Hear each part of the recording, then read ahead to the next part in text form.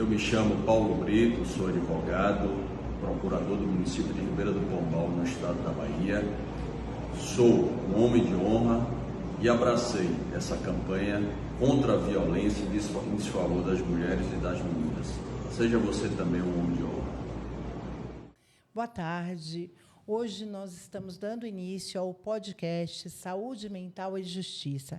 E nós estamos recebendo aqui a doutora Juliene e a doutora Andréa. A doutora Juliene, ela é psicóloga, ela vai se apresentar um pouco, e a doutora Andréa é advogada.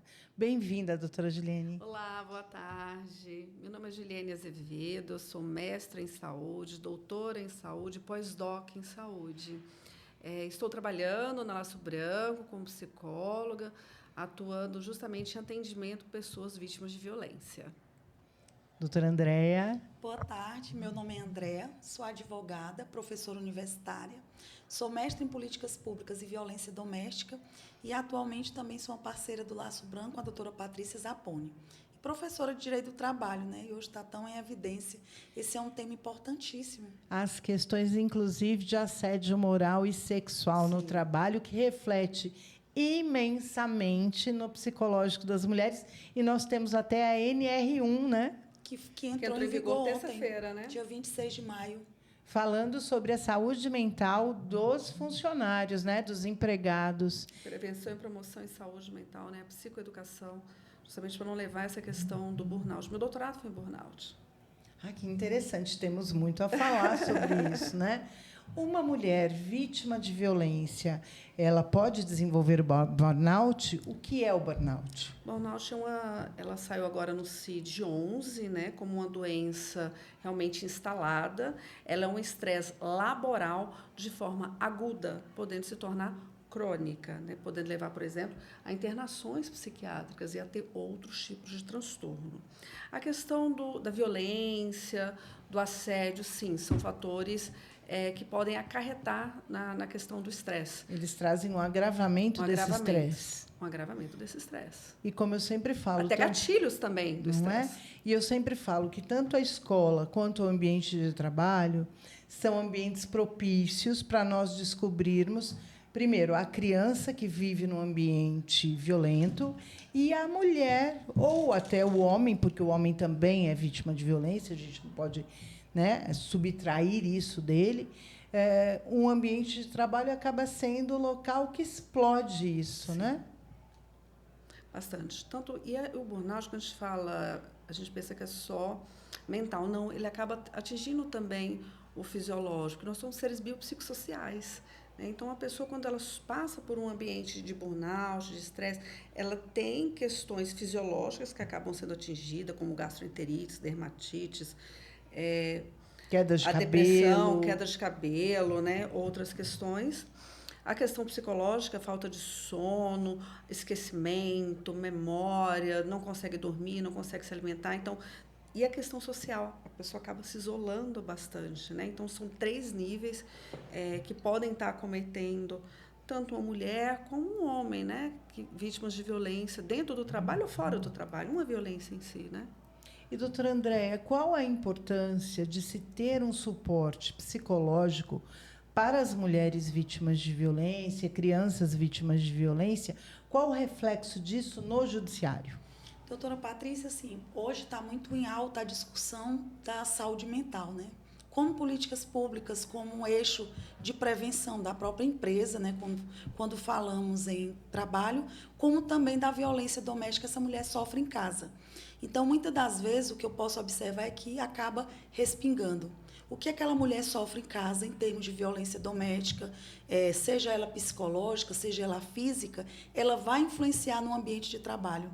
E hoje eu acho um avanço assim, extraordinário as empresas elas terem essa responsabilização, né, de entenderem o que está acontecendo com as funcionárias mulheres. Com os homens também, né, como você bem pontuou. Tem empresas que já têm uma comissão, já tem uma ouvidoria para estar atendendo e detectando dentro do corpo dos funcionários o que vem acontecendo, né? As próprias empresas estão criando redes de proteção para aquela mulher vítima de violência. E, assim, no Laço Branco, nós temos essas duas vertentes, né? O atendimento jurídico e o atendimento psicológico. Nesse entrelace, porque nós estamos em algumas delegacias do DF, nos NUIANs, nos Núcleos Integrados de Acolhimento à Mulher, da Polícia Civil, e esse entrelace, na sua visão, doutora, favorece, fortalece a mulher a denunciar a violência? Sim, fortalece a mulher porque ela tem a questão jurídica do entendimento, o advogado vai estar explicando para ela quais são as causas, consequências, e empoderando ela nesse sentido, e na questão psicológica de fortalecimento, né, que é importante ela estar sendo acolhida, escutada, orientada, tendo dicas, por exemplo, de fortalecimento, né, de rede de apoio, e como é que ela vai vislumbrar, por exemplo, eu tenho meu filho, onde é que eu vou, eu tenho que ir para uma casa-abrigo, como é que vai ser, né, esse apoio de procurar familiares, ou pessoas ou amigos para que ela se fortaleça. E até o fato dela verbalizar a violência, né? Sim. Que ela não tem que se fechar. Como eu sempre falo, muitas vezes esse abusador ele tende a isolar essa vítima. Então, o primeiro passo que eu falo para todas as mulheres: não se calem. Fale com a vizinha, fala com o porteiro, fala com o amigo, liga para o CVV, não sei. Faz alguma coisa, mas verbaliza essa violência. Não é? Porque as pessoas têm vergonha, né? Se sentem enfraquecidas ou se culpabilizam por estarem sofrendo violência, né? A violência é uma coisa muito subjetiva e muito psicológica. Mas, a partir do momento que você tem um conhecimento que aquilo é realmente uma violência, né? Porque você não pode usar saia, o seu amigo não presta, esse isolamento que o controle excessivo, a pessoa acaba confundindo com afeto, como amor, como cuidado, e não é uma violência, né? A violência psicológica ela é muito subjetiva, mas a partir do momento que a mulher ela se empodera e ela entende que aquilo é uma violência, aquilo ali já é um meio caminho andado para procurar um apoio e não se calar. E as mulheres demoram um pouco para entender o que é cuidado e o que é violência. É muito sério isso, né, doutora Andréa? E também, doutora Patrícia, doutora Juliana, trazendo para o ambiente laboral, né? Muitas das vezes ele isola, fazendo com que essa mulher não trabalhe. Você não é competente, é melhor você ficar em casa, esse trabalho não é para você, você não é produtiva, você não precisa trabalhar. Os filhos precisam de você mais do que... São algumas dessas quem falas. Vai cuidar de mim e da casa se você for trabalhar? Eu tenho que ser o provedor, eu tenho que ter o poder de casa, né? O poder do dinheiro, né? De ser um mantenedor, né? E esse controle financeiro também é uma violência. Muito. Esses dias eu vi uma psicóloga falando numa das redes sociais, dizendo que ela não vislumbra você se sair de uma situação de dominação, de violência, se você não tiver empoderamento financeiro. Se você não tiver efetivamente como se sair daquele problema. E eu acho que a função do trabalho laboral, o labor, entra aí, com essa importância. Mas de você também saber... nós temos uma dicotomia aí. Se a mulher não estiver bem psicologicamente falando, ela não vai render, seja numa oficina, seja fazendo um bolo, seja dando aula. Ela precisa entender que ela pode estar em pé, ela precisa estar bem. Por ela. Por ela. Né? E outra coisa que nós precisamos desmistificar é a questão da casa-abrigo. Muitas mulheres pensam que quando um advogado diz a ela, ou então lá na delegacia de polícia, você quer ir para casa-abrigo? Ela vai estar presa.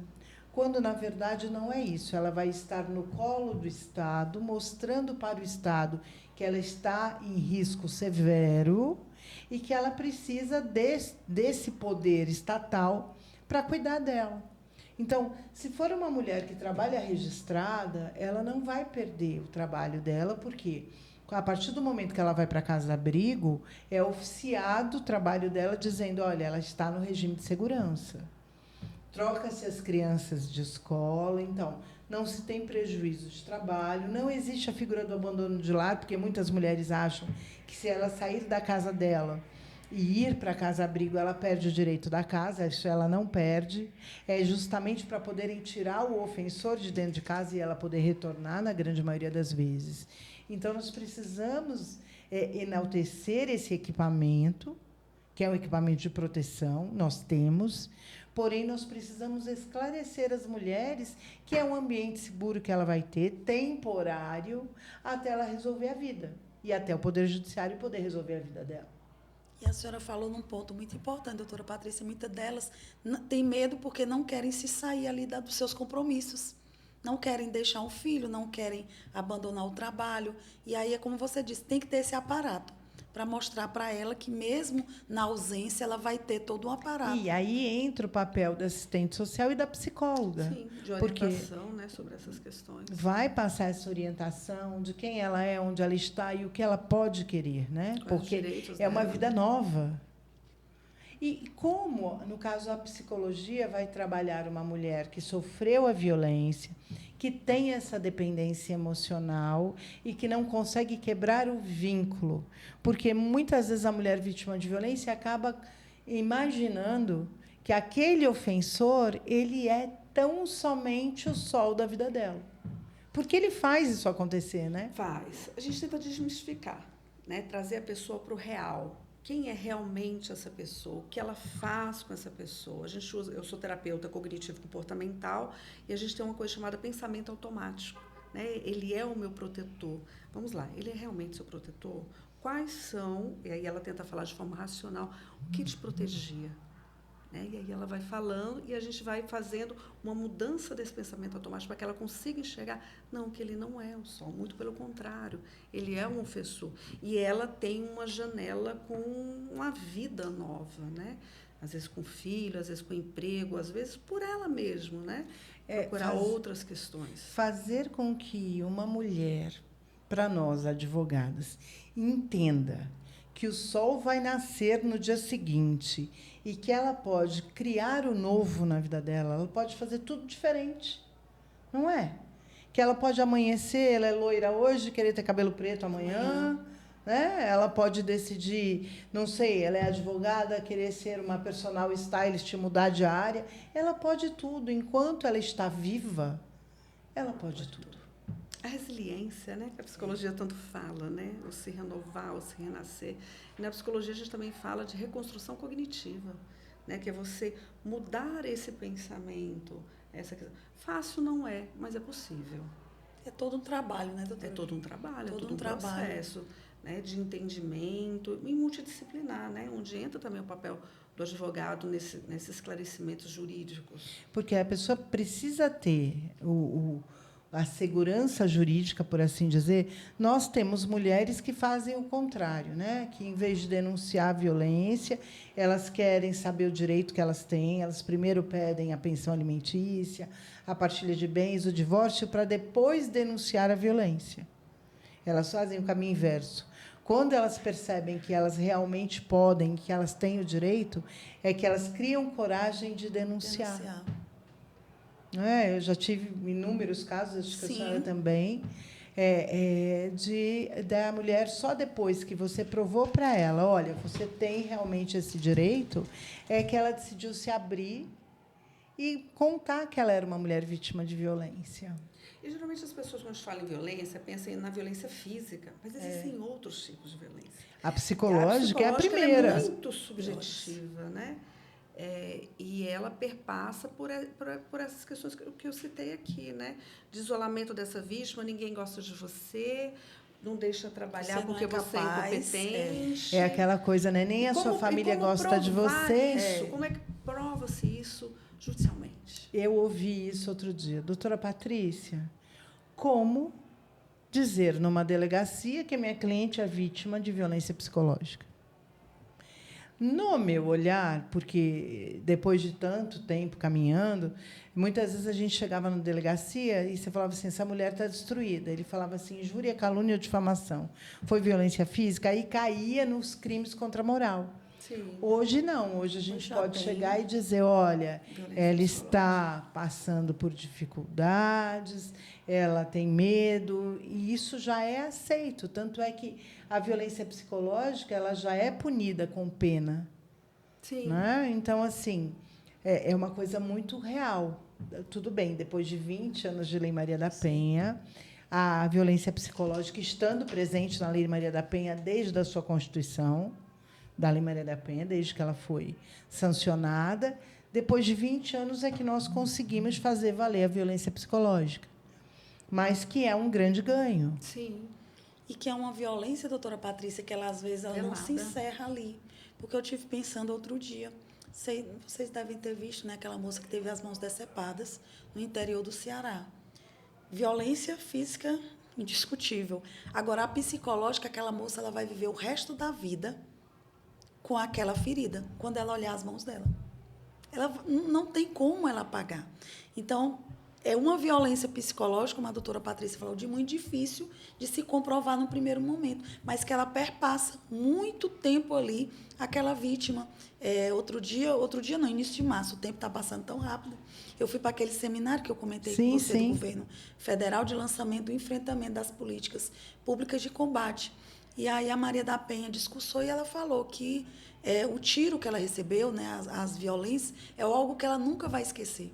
E que a vida dela sempre tem esse gotejo da violência psicológica, porque continua ali, né? Querendo ou não, é um gatilho, não é, doutora?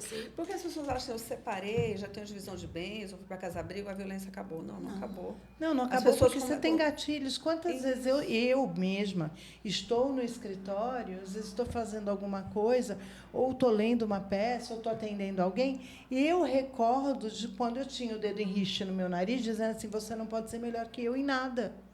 E eu olho toda a minha volta e falo, nossa, olha quanta coisa que eu construí depois disso. Mas se isso empoderou, fica. Né? Foi um processo. Mas isso fica, porque tem horas que vem. E você fala, meu Deus, eu passei por isso. Não é? Então, você fala assim, gente, é uma coisa que por mais que você supere, né? Fica marcado. Fica marcado. Verdade. E essa dependência emocional ela é muito real. Embora as pessoas, né, quase sempre quando se fala de saúde mental, terça-feira, eu dando aula para os alunos de saúde mental à noite, falando da NR, os alunos, professora, mas isso existe mesmo? Ainda é uma questão tão que a sociedade ela não consegue enxergar. Existe um tabu de psicólogo. Muito grande, doutora Patrícia. Psiquiatra. Sim. E assim, o cérebro e as emoções humanas são como qualquer outro órgão que dá problema. Não é? Estou ruim do fígado, eu vou num gastro, né? Não é patologista. Estou ruim do estômago no gastro, do coração cardiologista. E se as minhas emoções não estão boas, eu vou num psicólogo. Vou falhar e as pessoas veem como frescura, como pessoas fracas, que não conseguem, que psicólogo, psiquiatra é para doido, né? E você não está doido, às vezes você não está bem naquele momento, né? Ou às vezes você tem algum transtorno fisiológico, como por exemplo, falta de líquido, você tem uma depressão, você vai ter uma reposição, ou você é bipolar e você passa por momentos de mania e depressão, mas você tem uma medicação hoje e psicoterapia que você consegue ser regulado, você está trabalhando, porque Freud fala de perto ninguém é normal, mas até que ponto eu consigo ou não ter aquela funcionalidade, ou aquele trabalho é saudável ou não, é violento para as minhas subjetividades, para o outro pode não ser, mas para mim é. Então, esse autoconhecimento, essa inteligência emocional também do indivíduo, ela tem que ser buscada. Então, essa fala, eu sempre falo nas minhas palestras, o que dói em mim pode não doer em você. Sim. Por quê? Porque a mochila que eu carrego da minha família é uma que você carrega da sua, que a doutora Andréa carrega da família dela, e cada um tem um molde, por assim dizer. Então, os impactos são diferentes. Sim. Então, não dá para a gente nivelar e colocar todo mundo no mesmo caldeirão e dizer, olha, é igual para todo mundo. Não é? Com certeza. E é muito subjetivo. Acho que a ANR ela veio para regulamentar, mas ainda está muito incipiente para a gente saber como que vai acontecer, né, essas testagens, esses acolhimentos. A gente chama na psicologia de psicoeducação, da pessoa procurar realmente apoio. E ela saber, não estou bem. Né? Vou procurar ajuda, isso não é fraqueza, né? É apenas um momento. E que não está bem, está tudo bem, não está bem. Ainda está tudo bem não estar bem. É nesse sentido, está tudo bem não estar não bem. É tipo, eu estou cansado. Tudo bem você estar cansado. Mas o que eu posso fazer, né? Para melhorar isso? Qual a saída que eu vou ter? E nesse contexto da violência intrafamiliar, hoje mesmo, um pouquinho antes de começarmos aqui o programa, eu estava conversando com um outro advogado de um outro estado até, comentando da questão de umas crianças abusadas sexualmente por um tio, uma mãe que usa essas crianças para atingir esse pai que descobriu o abuso. Né? É todo um contexto que os adultos, muitas vezes, não pensam no impacto que vai ter o psicológico dessa criança, e que se fala muito da criança ferida que vira um adulto, e que muita coisa que nós carregamos vem dessa infância. Vem da criança, né? Vem da nossa criança, porque Jung fala, né? Nós temos a nossa parte infantil e a nossa parte adulta, que são os arquétipos. Então, por certos momentos, em certas ações e comportamentos, é a sua criança que está falando. Então, quando eu tenho medo, carência, é a sua criança falando. E uma criança que passou por violência, imagina como que essa criança ferida vai falar para o resto da vida. Né? Como trabalhar com essa criança, por exemplo, dentro de um consultório psicológico, através do lúdico. Mas é muito complexo. A gente não tem como saber como é que vai se tornar esse adolescente e esse adulto. E hoje, doutora Andréa, nós estamos com muitos casos judicializados de problemas psicológicos. Eu falo que, principalmente, quem trabalha no direito de família, quando nós chegamos numa mesa para um julgamento, o que vem para a mesa é o emocional daquela família. Sim. Não são nem contendas judiciais, não tem. Muitas vezes eles estão falando e você fala, meu Deus, mas isso aqui não é jurídico. Isso aqui foi algo que se calou durante muito tempo.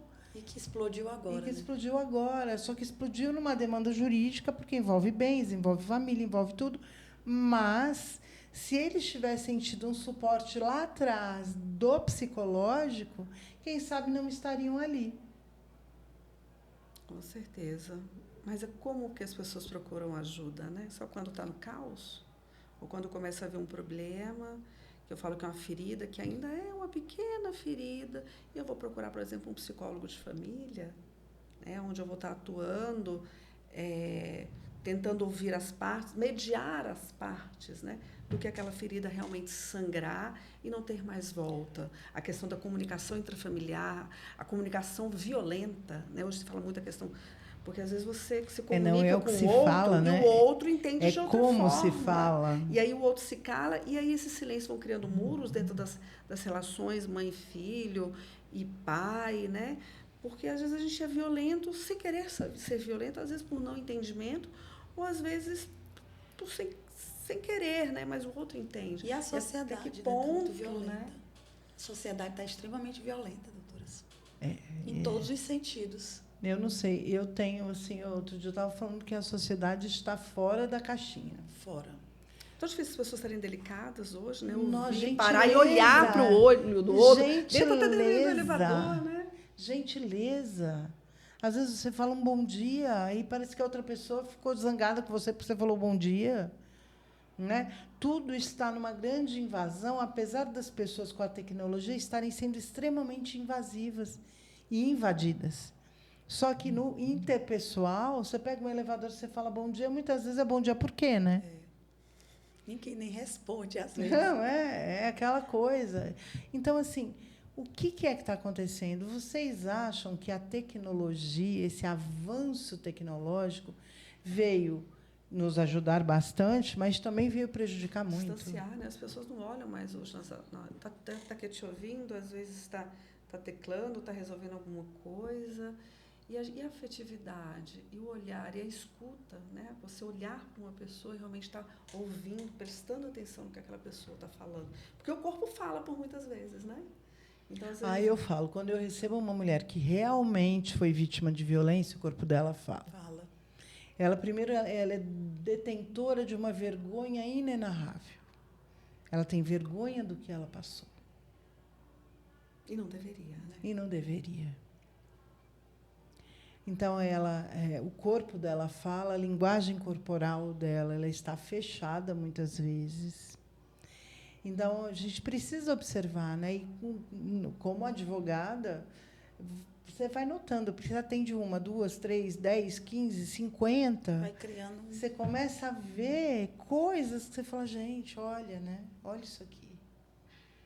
E, na minha concepção, essa junção jurídico e psicológico, ele é vital. E vital para muitas coisas. Não só no campo da violência. No campo da empregabilidade, do direito do trabalho, é muito importante se ter a psicologia conjunta, aplicada. E temos pesquisas assim que comprovam, pesquisas do IPEA, por exemplo, com relação à empregabilidade, à desigualdade salarial, que também é gritante ainda, as mulheres fazendo as mesmas funções que os homens e recebendo muito menos do que os homens. E também, doutora Patrícia, essa necessidade dessa mulher ser ouvida ali no ambiente de trabalho, né, de saber como é que está. Porque você falou muito bem pontuado, se você não está bem, nem a sua função você consegue desempenhar. Eu estou lendo um livro que é A Sociedade do Cansaço, né? Nós estamos muito cansadas. Exigem da gente perfeição. A internet virou isso.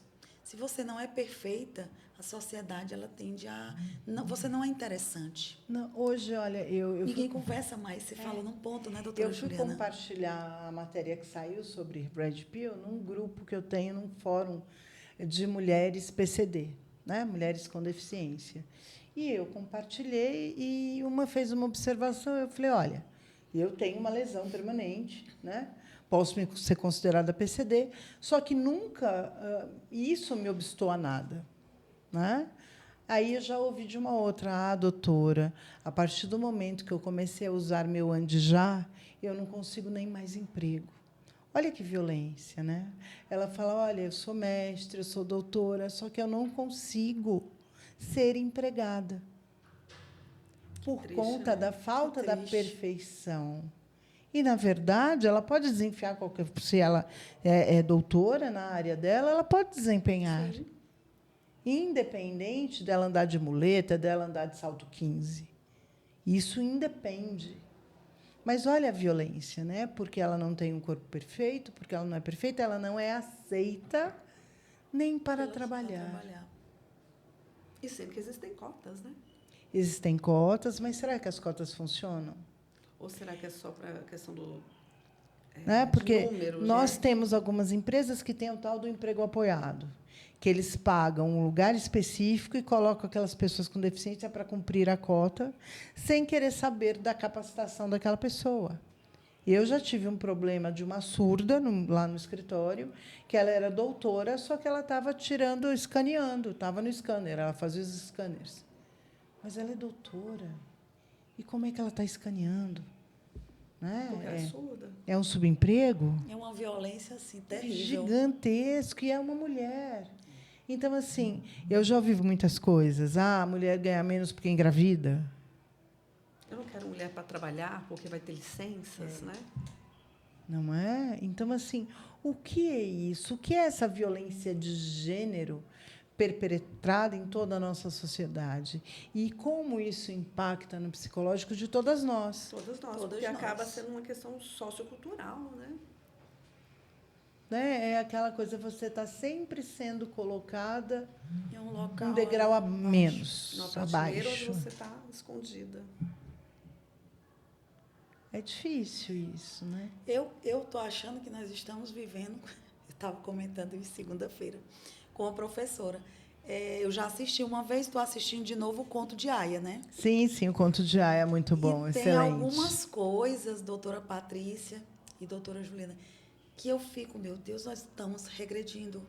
Estamos voltando, não tão violento como é a história da Margarete, mas estamos voltando em alguns meandros ali que eu vejo. E eu estava assistindo a violência mediante a religião. Eu não me lembro qual foi a série, mas era alguma coisa do Arauto, que é lá da Serra da Cantareira, em São Paulo. O Arautos do Evangelho. Arautos do Evangelho. Eu estava assistindo aquilo e falei, meu Deus! Quer dizer, é uma lavagem cerebral na pessoa e tem que seguir aquele padrão. E outra coisa que me preocupa muito, os meninos de 11 anos hoje se dizendo homens, né, tradicionais. Os machos alfa. E que, na verdade, se a gente for ver a alcateia, né, o macho alfa, ele é alfa enquanto ele está segregado, isolado, porque quando ele tá no seu habitat, é ele que cuida de todo mundo. Então, é complicado isso, né? O que é que está acontecendo? Acredito que é uma questão sociocultural, imbuída com essa questão da tecnologia, das pessoas se perdendo, de estar com a saúde mental toda desconfigurada, né? quem sou eu? O que eu quero seguir, né? Quais são os meus valores? As pessoas estão perdendo os valores. Parece que a gente vai seguindo de uma forma onde eu vou, por exemplo, para partidos políticos, para questões socioculturais, que às vezes não é aquilo que é enraigado, né? Mas aí a gente acaba, a nossa personalidade acaba se perdendo, a nossa subjetividade, e a gente acaba não estando bem, não sendo uma pessoa consciente das suas questões ou do seu caminhar. Eu fico com o meu eu perdido. Olha, meu avô dizia, você precisa saber quem você é, onde você está e o que você quer. E a utilidade e necessidade de cada coisa. Então, você sempre tem que fazer essas perguntas. São 5 perguntas básicas. Quem sou, onde estou, o que quero, utilidade e necessidade.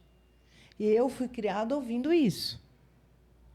Então, as pessoas, às vezes, eu acho que elas estão uma geleca, né? Elas vão se moldando à medida que vão achando que é daquele jeito e está tudo bem. E tem consequências, né? Na saúde mental. Ou na saúde mental de quem convive com você, né? Dos seus filhos, sei lá, de pais, amigos, né? E me preocupa muito hoje a violência de filhos para pais. Me preocupa mais ainda quando o Conselho Tutelar diz que o problema não são as crianças, são os pais. Então, assim, nós estamos numa fase em que o adoecimento emocional e psicológico é gigantesco na nossa sociedade. Eu acho que nunca se viu tanto... é caso de autismo... caso de TDAH, esquizofrenia, como hoje. Sim. Aí você vai me falar assim, Patrícia, mas a gente não tinha uma métrica tão eficaz quanto hoje. Será?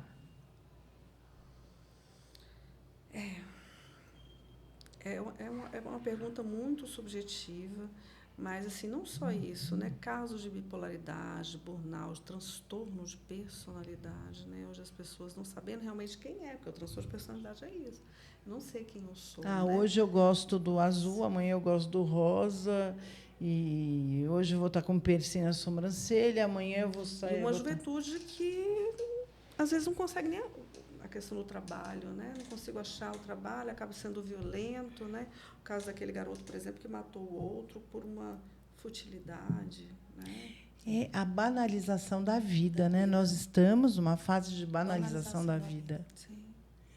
Eu falo, olha, eu entrevistei 210 advogados jovens para poder estar hoje com os 3, né? Porque os 3 que foram selecionados.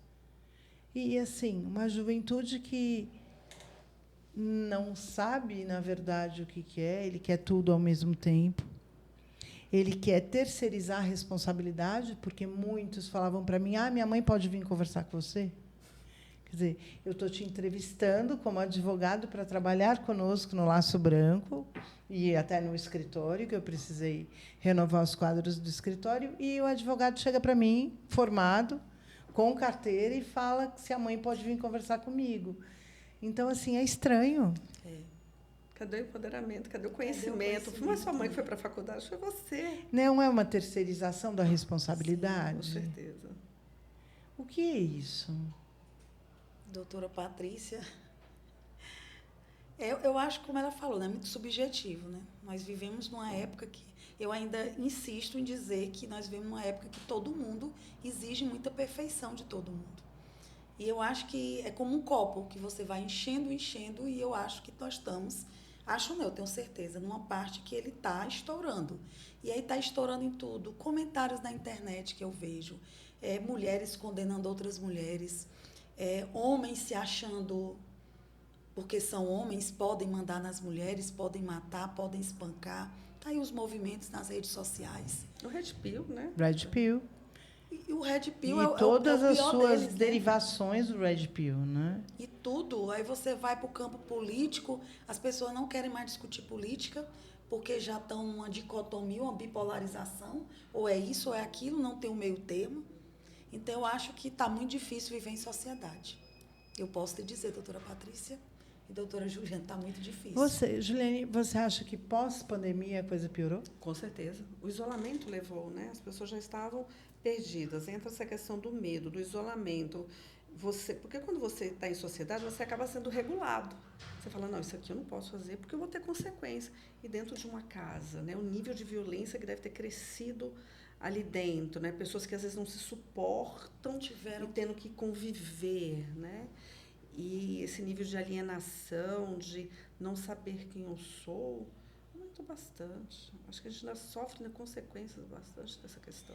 Outra coisa, falando sobre isso, outro dia eu estava conversando com uma cliente e ela falou que existe uma animosidade muito grande entre mãe e filha. E eu falei, se afaste, você já é adulta. Você não precisa ficar aonde te incomoda. Sim. Se afaste. E se afastar de pai e mãe também é uma realidade. A gente tem pais e mães, não é porque é mãe que é santa. Que adoecem. Não é? Famílias adoecedoras. Não é? Não existe. Sim, eu acho que existe mães que adoecem, pais que adoecem, porque eles já vêm adoecidos. Tanto é que em hospital psiquiatra a gente tem a parte de orientação e até de avaliação daquela família para saber se aquele paciente volta ou não para aquela família nuclear. Ai, que interessante isso. Porque então famílias aquele paciente pode ter sido adoecido pela família? Pela família. Ou a família pode ser gatilho.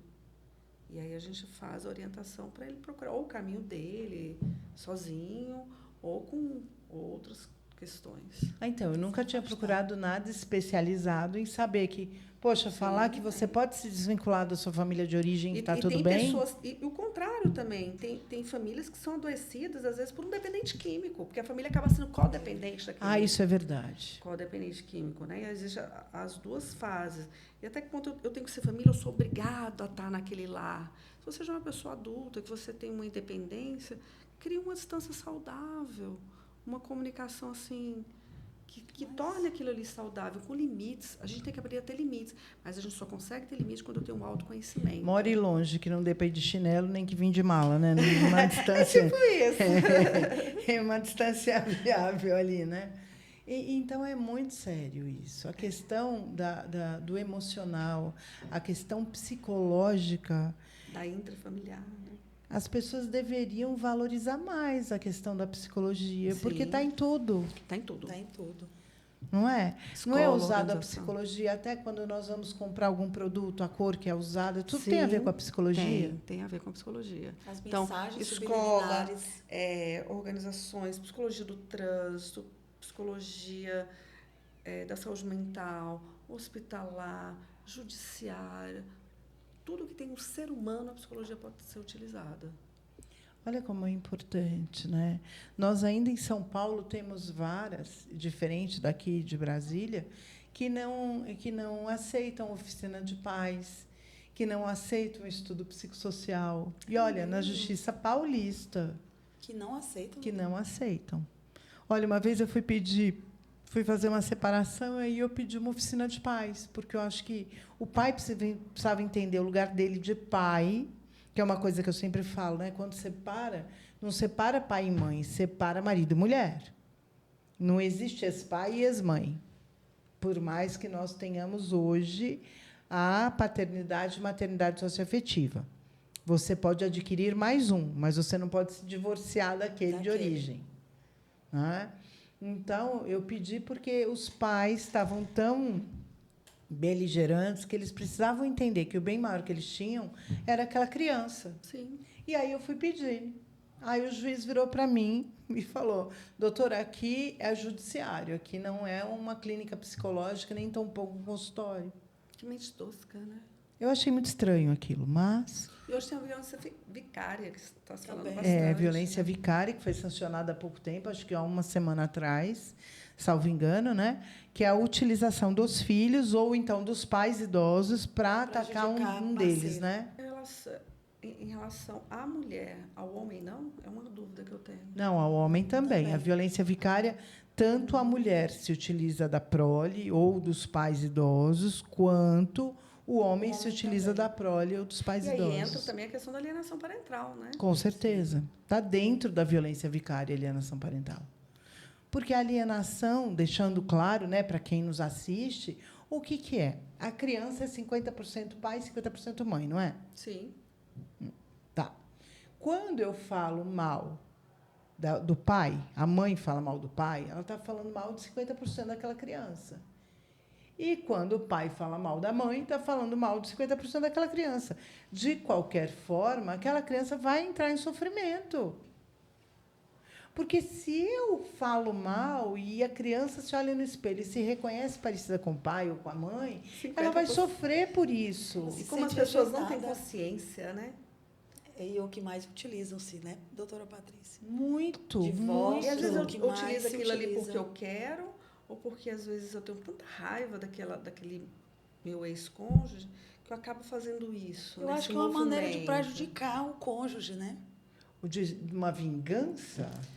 Prejuízo, uma vingança. Só que você acaba prejudicando quem? Seu filho. Que é o bem maior que se tem, que é o Bem que eu maior falo. que se tem. Eu sempre começo falando, o bem maior que nós temos é essa criança. Nós temos que preservar a criança.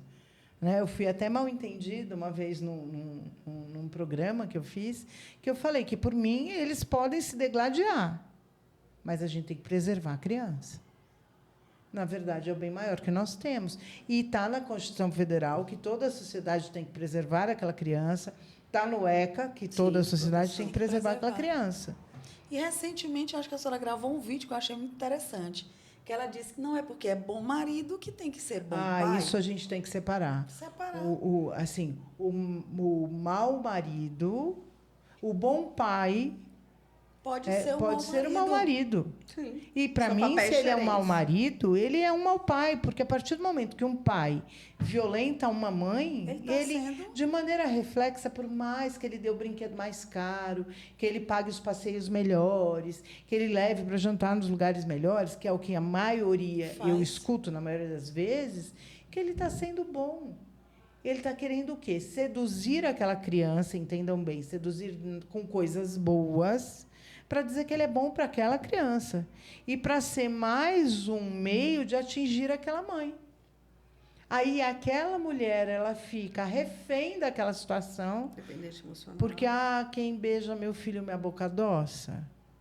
Não pode ser assim. A gente tem que pensar e tem que saber orientar. Orientar. E, antigamente, doutora Patrícia, não era tão comum Identificar.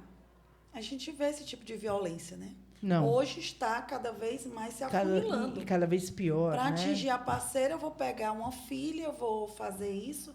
Eu vi esses dias agora um pai que ligou para a mãe, pegou a menina e disse: eu estou dentro do carro com a nossa filha e eu vou jogar o carro a 100 e tantos quilômetros por hora. A sorte, foi, eu acho que foi em Minas Gerais, no interior de Minas, a polícia conseguiu interceptar a ligação, conseguiu prender ele. Ele ia matar a menina com ele dentro do carro, não estava mais nem aí. Como aquele caso também horrível daquele... Que matou as duas que crianças. matou as duas crianças e depois Isso, se matou os dois filhos, porque a mulher estava com outro parceiro. Ou estava com outro namorado. Não sei. interessa, né? Interessa Quer dizer, o crime. qual é esse sentimento retrógrado? Porque crianças e mulheres eram equiparados a objetos, e isso há muitos anos atrás. O que é que está acontecendo? Está acontecendo a mesma coisa hoje? Sim, tá. E a coisa ficando acirrada? Crianças Está e mulheres acontecendo. são objetos, principalmente Hoje nessa são. questão de brigas, né, intrafamiliares, né? E a mulher é um objeto de menor valor, né? O que fazer? Acho que orientação. Orientação e identificação. Então, nós tínhamos que ter muito mais psicólogos espalhados pelos equipamentos de proteção à família, de Atuando. violência intrafamiliar, em todos os lugares. Sim. Porque você não escuta muito, né? Olha, precisamos de uma psicóloga, né? Atualmente, o Laço, a gente está com a Juliene como superintendente de psicologia e uma equipe de psicólogas para poder fazer os atendimentos. Mas, no Laço, nós estamos com a Juliene e com a Ágata Sim, por para enquanto, fazer tá? esse acolhimento. E nós temos recebido muitos casos de estupros coletivos de adolescentes. O que é isso? O que leva um rapaz de 14 anos, 13 anos, porque está diminuindo a faixa etária, a achar que eles podem se unir para violar uma menina? ou um menino, porque está acontecendo também, tem meninos passando por esse tipo de violência. O que é isso? É reflexo do quê? De uma sociedade extremamente Doentia, machista, né? patriarcal, doentia, e que agora trata a gente como posse mesmo, doutora Patrícia. Mas esse ponto aí que você falou sobre a psicologia, a importância, estava conversando outro dia com homens, né? Homens, assim, tomando chopp, e um deles disse, mas a gente também deveria ser tratado. Eu concordo Eu achei a fala dele plenamente. esplêndida. Ele disse, eu acho que nós também deveríamos ser tratados, porque às vezes a parceira deixa a gente, e isso ele falando hipoteticamente, ficamos sem casa, sem filho, sem mulher, abandonados, e eu digo, olha, que interessante. E aí vem a questão da psicologia. É muito sério e, assim, a meu ver, é muito importante nós termos grupos reflexivos de homens. Tanto é que no Laço nós temos os Homens de Honra e nós fizemos um evento, né, na segunda-feira, passada, dia 25, e depois que acabou o evento eu comecei a refletir. Vamos criar um grupo reflexivo para os nossos Homens de Honra. Os homens que compõem esse grupo nosso, primeiro eles passarem pelo grupo reflexivo, porque eles precisam se entender até para a gente poder nivelar a fala de todos eles. E que possam ajudar outros, né, doutora Exatamente. Patrícia? Ser identificados numa sociedade, né? E poder orientar os pares que estão com eles, né? No ambiente de trabalho, no ambiente de amizade. Eu já até comentei, a lei prevê, né? Eu estou estudando para mim ver o que é que eu vou desenvolver no doutorado, mas eu vou continuar nessa mesma linha. Sim. A lei prevê que tem que encaminhar aquele homem para grupos de ressocialização, grupos de reinserção. E vale como quebra de medida protetiva se ele não for. Se ele não for participar de um grupo reflexivo, ele for encaminhado para o tratamento psicológico e ele não comparecer, dá a quebra da medida protetiva, que é uma maneira de fazer o homem buscar ajuda. Porque, assim, o homem chora, o homem tem insegurança. Tem tudo também. E, muitas vezes, o homem ele foi tão condicionado a se tornar violento para maquiar aquela fraqueza que aí ele vira um animal, né? Não tem essa reflexão do que vem a ser violência. Eu sou violento, né? Como a comunicação pode ser violenta? Acho que essa orientação e os Homens de Honra é um projeto muito lindo, muito interessante, muito importante para justamente reflexão e multiplicação desses homens em vários níveis da sociedade. E várias localidades, todo tipo de homem, né? Desde o procurador federal até o menino da escola. Até o menino da escola. Sim. E uma coisa, falando em menino de escola, eu fui dar uma palestra numa escola para crianças de 10, 12 anos e eu fiquei assustada com a carga de violência que essas crianças carregam e com as histórias que eu ouvi. Então, as crianças elas já têm consciência do que é violência, elas têm noção do que acontece dentro da casa delas, tanto é que elas verbalizam. E isso me deixou tão angustiada, porque eu fui para dar uma palestra e decidi fazer uma escutativa. Eu comecei a trocar com elas. Olha, pode me contar um exemplo disso? E os exemplos que foram surgindo dentro daquela sala de aula, que o fechamento foi uma menina dizer, olha, minha mãe foi atropelada e morreu porque ela estava discutindo com meu pai, não viu o carro vindo no meio da rua, o carro pegou minha mãe e matou minha mãe. Então, assim, olha o peso de uma menina de 10 anos.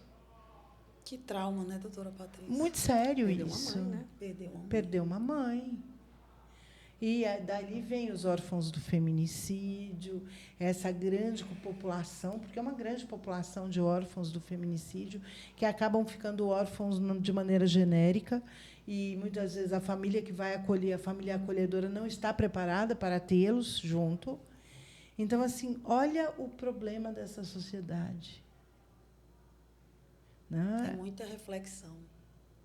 É muito sério. Vão ser muito podcast para discutir todas essas questões. Pois é, nós vamos ter toda quarta-feira, nas quartas-feiras, às 15h30, esse podcast sobre saúde mental e justiça, para justamente a gente poder refletir e entender qual é o ganho de se ter psicólogos no Laço Branco, que o programa é do Laço Branco.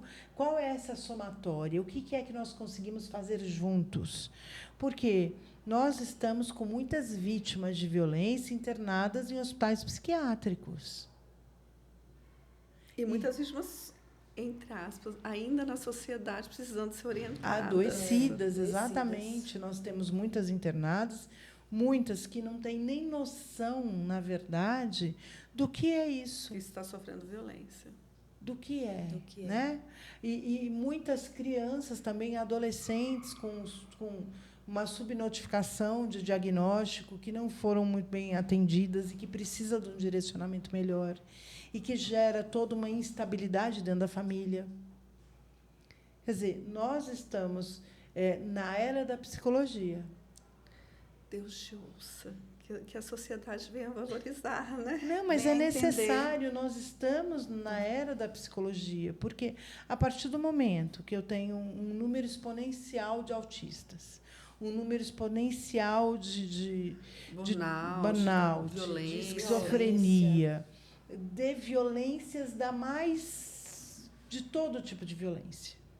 Né? A violência vai desde uma perseguição no trabalho, não é? Que, por exemplo, eu coloco o meu grampeador aqui, meu colega de trabalho vem e coloca do outro lado, isso me incomoda, é uma vez, é duas vezes, é três, na terceira vez eu vou explodir. Porque a pessoa ela explode nas pequenas coisas, não precisa ser nada. É porque o copo dela já está cheio, né? Tá cheio. Às vezes está cheio de uma violência que eu sofri lá fora, ou de uma outra questão, você traz um pingo de água e esse copo estoura. Né? Os conflitos todos, os medos, as inseguranças. E isso é muito grave, muito sério. Já tem coisas que vêm se acumulando, né, doutora Patrícia? Às vezes vindo até dos pais, né, como você falou, doutora. Sim. Já vem de pais doentes. E o que me preocupa Não muito... dando limites. Não dando, Exatamente. Eu sempre falo que criança e adolescente precisa de limite e disciplina. Que você não cria um filho sem limite, sem disciplina. Porque, se você não der limite para aquele filho, ele não vai se sentir amado. O limite faz parte de dizer alguém se importa comigo. Se eu deixo a coisa de qualquer jeito, essa criança vai entender que ninguém se importa. E aí vai começar a buscar nos Roblox da vida, na internet, e vai acabar buscando amparo para essa carência em outros meios. Aí você fala assim, nossa, por que tem tantas meninas aí de 14 anos, 13 anos, buscando coisas, fugindo de casa? O número de adolescentes desaparecidas está aumentando. Demais. Não é? Eu tive um caso, lembrei agora, eu tive um caso que a menina de 12 anos saiu do acampamento Dorothy e foi viver com um rapaz de 26, né, no Riacho Fundo. Aí a família me procurou, acharam uma menina, e ela foi na delegacia. Na delegacia, essa menina de 13 anos afirmou que tinha 17 anos. Aí o agente me liga e fala, doutora Patrícia, mas ela tem 17 anos. Não, ela tem 13. Espera aí que a família está chegando. O que é isso? Ela disse que tinha 17. E ela tinha 13. É tão somente uma brincadeira de adolescente? Não, não é. Né? Por exemplo, uma adolescente imputar um crime contra um outro adolescente que não aconteceu. Tem muita coisa acontecendo, mas às vezes não aconteceu. O que é isso? O que é o tá não acontecendo? reconhecimento, né? Não reconhecimento do eu, não reconhecimento das consequências que uma fala falsa pode fazer com uma vida. Então, vocês estão dizendo que está tendo uma normalização da violência e uma banalização? Sim. Está, doutora Patrícia. E isso é muito grave, né? Porque imagina as demandas judiciais que nós não vamos ter. Isso me preocupa ou muito. feminicídios, ou mortes, né? E eu estou vendo também um reflexo, né? Porque eu fico analisando muito o que as pessoas estão dizendo nas redes sociais, porque hoje a gente sabe que as redes sociais é o novo painel, né, do nosso século. Né? Todo mundo expõe, diz e fala. E agora eu estou vendo muito assim, a violência já está altíssima. E muitas mulheres dizendo, não, nós temos que matar mesmo, agora nós temos que atacar. É pegar uma faca, é pegar uma arma, é matar. Antes que venham, criaram até um grupo no Instagram somos Elisa, né? A Elisa Matsunaga, Sim. que é melhor ficar presa do que morta. Agora eu vou fazer uma reflexão com vocês duas. Olha o grau de violência também. Nossa. A senhora vai ver, tá? Tudo Na bem, internet olha, estão se movimentando. Quem assistiu o filme de Elisa Matsunaga, ela passou por muita coisa. Sim. Sim. Passou por muita coisa. Na verdade, foi uma panela de pressão que explodiu. Uhum. Porém, a crueldade, não é, de se descarnar um corpo, Retalhar. o requinte dessa violência é muito ódio. Muito ódio. Muito ódio. Porque, poxa, é um corpo humano. Né? Conviveu com você. Você olhar aquilo como se fosse um animal e estar descarnando. Um animal com ódio. É muito sério isso. E aí eu estou falando isso, doutora Patrícia, porque violência versus violência. Porque é tão desacreditada. Então, eu coloco mulheres, né? Desacreditadas de políticas, de leis. Eu também tenho muito assim, não é raiva, eu tenho muito... Eu fico indignada quando a mulher chega para outra e diz: medida protetiva não vale de nada. Vale. Vale. Ainda vale. Tanto é que, olha só, 99% das mulheres que morreram, que tiveram a sua vida ceifada, ou elas desafiaram a medida protetiva, elas quebraram a protetiva, deixando com que o ofensor chegasse, perto. ou elas nunca notificaram. E que é uma grande quantidade, né, doutora É Patrícia? imenso isso. É uma grande quantidade. E assim, eu sei que nós somos treinadas e criadas para justificar o homem, né? Ah, e ele só te bateu porque bebeu, ou ele não teve um dia bom no trabalho. Nós fomos educadas a justificar todo o tempo, não é? Mas isso, a partir do momento que ele já foi violento com você, você tem uma medida protetiva, você tem que entender que ele é capaz, sim, de acabar com você. E elas ainda, a medida protetiva ainda serve como um reflexo de uma proteção. Sim, e nós temos os meios eletrônicos, o botão Viva Flor, o botão do Pânico. Temos Tem vários outras meios, medidas. sim. O Provide. O Provide, que é excelente, excelente. São outros meios também de conseguir fazer com que essa mulher seja protegida. Sim. Mas, às vezes, a gente tem um desserviço, né? Porque, por exemplo, a senhora que é uma luta na causa, né? A gente conhece a doutora Patrícia, é um desserviço, porque estimula as mulheres a não falar, estimula a não pedir. Não, E tem que ser o porque... contrário, a gente tem que ter sororidade. Né? Sim, porque tem que dizer, não, se você está passando por isso, vamos pedir. É aquela coisa da sororidade. Eu vou te apoiar porque você é mulher, independente de quem você seja, da cor do cabelo que você tenha, da tua origem, você é mulher, está precisando de mim, você vai me ter com você. Depois a gente discute, se a gente tiver olhares diferentes, opiniões diferentes, a gente discute depois. Mas vamos resolver teu problema primeiro, vamos estar juntas. Que é isso que muitas mulheres não têm noção. Né? E eu falo até de elogiar. Se seu trabalho é bom, eu vou te elogiar. Eu vou te elogiar. Nossa, que bom. As mulheres, nós não temos essa cultura de elogiar, de falar, puxa, parabéns. Como você não é minha concorrente, você é minha colega, você é minha amiga. Né? Até porque nós somos tão diferentes. Eu acho que não tem como ser concorrentes. Iguais, nós podemos ser complementares. Com certeza. Mas não concorrentes. Fomentaram tanto essa questão da concorrência feminina que nós não nos enxergamos como irmãs, né? Como soros. É muito sério isso. E entra dentro do campo da masculinidade, né? De uma sociedade masculina, porque os homens se unem, né? Não, os homens São têm uma unidos. fraternidade gigantesca. Gigantesca. Se ele combinar com um amigo dele, ó, eu estou dormindo aqui, você pode ligar 500 vezes que ele vai jurar por Deus, está dormindo, sono pesado, bebeu e não está conseguindo acordar. É assim. Verdade. Não é? Ele empresta o carro, ele faz qualquer negócio, mas ele ajuda o amigo. E as mulheres julgam muito também, né? Muito. Julgam muito as outras. Muito. Principalmente assim, nesses relacionamentos que não dão certo, que a mulher de repente está passando por mas está assim porque quis. Mas está assim porque gosta de apanhar. É assim, a rede de apoio feminina, muitas vezes, pelo que eu escuto, eu acho que você também deve escutar muita coisa, a mulher ela é muito julgada, inclusive, pela família. Ela não tem aquele suporte que deveria. né? Sim. Supondo uma filha. Se uma filha minha chegar e falar que não está bom, fala, não, minha filha, sai disso. Sai disso, vamos ficar juntas, a gente dá um jeito, mas saia disso. Mas quantas meninas que, às vezes, precisam do apoio de uma mãe e são colocadas para fora de casa? Não tem. Por uma gestação, por um mau julgamento, você tem que ficar porque você já teve relação sexual e você não, entre aspas, não é digna, você tem que casar mesmo, né? E às vezes não é uma pessoa saudável. Quantos casos, quantas meninas não se casam para sair das suas casas? Não passam por isso, né, doutora Patrícia? Quantas? Por não ter o devido acolhimento dentro das casas. Dentro dos lares, né? Isso é violência.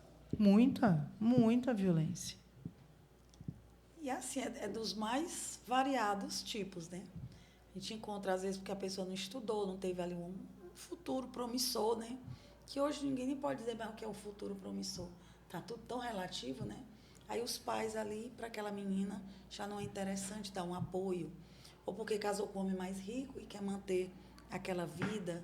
E algumas mulheres também se casam com os homens de alto poder aquisitivo e ficam ali se submetendo às mais horríveis atrocidades. Muitas mulheres têm medo de perder, na verdade, o status.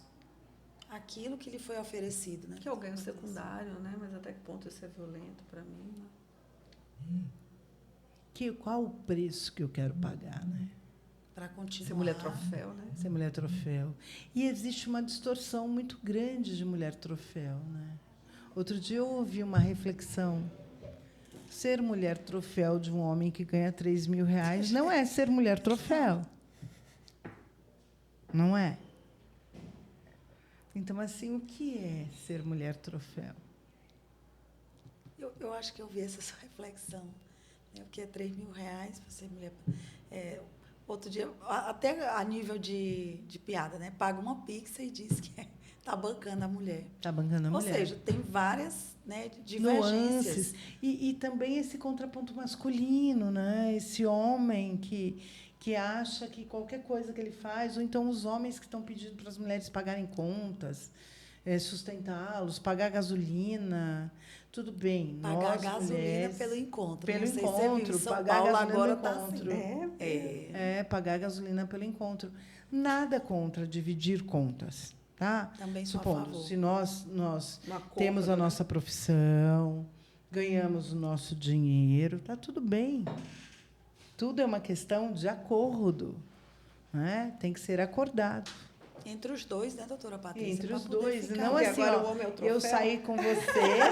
eu saí com você, não rolou nada, então você tem que me pagar o jantar que eu banquei. Ou a gasolina para ir a longa... Que, para mim, é um Que tipo de inversão, prostituição, né? né? Porque É se uma ele está inversão pagando de o valor. jantar para mim em troca de ficar com uma mulher, é uma prostituição. Eu sei que o São mundo muitas está muito reflexões, né? estranho. São tempos doidos. O mundo São está muito muitas estranho. O mundo está muito estranho. E que nós precisamos da psicologia, porque a psicologia vai nos fazer entender o que está acontecendo com esse homem, né, que tem a coragem, às vezes, de cobrar um cachorro-quente. E o que é esta mulher troféu? Porque uma coisa é eu ser a mulher troféu, que estou lá por opção, fazendo os meus vídeos na internet, que eu ganho muito mais, né? E estou ali, mas eu tenho uma profissão, porque eu sou blogueira, eu estou ali fazendo, sou uma influenciadora. E aquela mulher troféu que lava, passa, cozinha, que hoje a justiça já reconhece como trabalho, Vínculo. E que tem que ser remunerado, sim, né? E se acha mulher troféu. E qual é a influência da religião nisso? Mas essa questão vai ficar para o nosso próximo programa. Né? De que maneira a religião influencia na psicologia e a psicologia influencia na religião e como a justiça permeia tudo isso. Perfeito. Vai ser o tema aí. do nosso próximo programa, na quarta-feira, 15h30. Estamos aí.